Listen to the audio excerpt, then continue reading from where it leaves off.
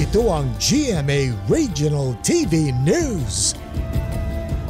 Mainit na balita mula sa Visayas at Mindanao, hatid ng GMA Regional TV. Nawasak ang isang tindahan sa Zamboanga del Sur matapos mabagsakan ng malaking puno. Sara, may nasaktan ba? Rafi, hindi bababa sa 2 ang sugatan sa pagbagsak ng puno.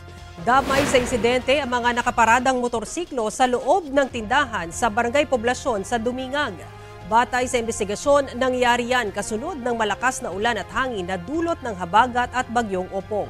Sa clearing operations, pinutol na rin ang 2 pang puno na posible rin umanong matumba. Sa National Highway naman sa Barangay Montela sa bayan ng Aurora, humambalang sa isang lane ng kalsada ang isang punong nabuwal dahil sa malakas na hangin at ulan. Nagsagawa na ng clearing operations ang mga otoridad.